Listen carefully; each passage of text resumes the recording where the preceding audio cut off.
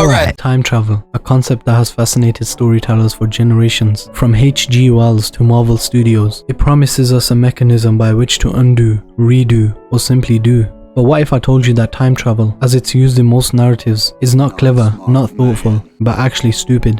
Now, just to be clear, I'm not saying it can't be done well, I'm just saying that it usually isn't. And even when it is, it still sort of breaks the universe, and your brain, and also probably the plot.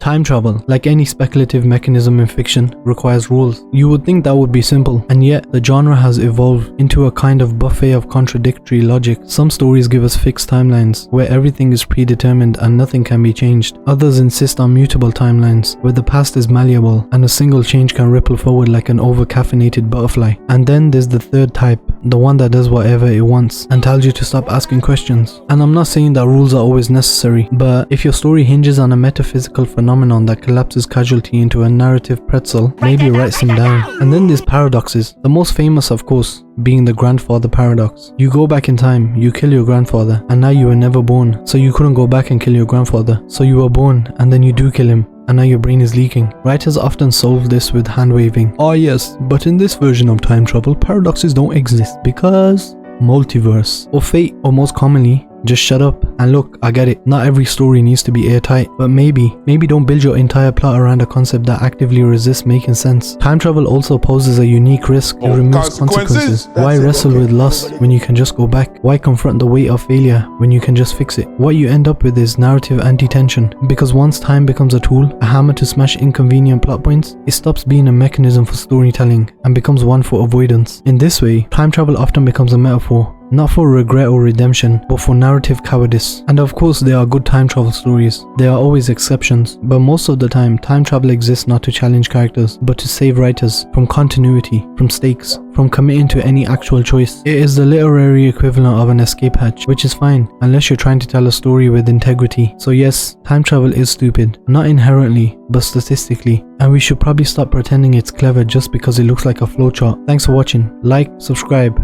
Drop a comment on what you would do if you could go back in time. And if you didn't like the video, simply just go back in time and choose a better one. See ya!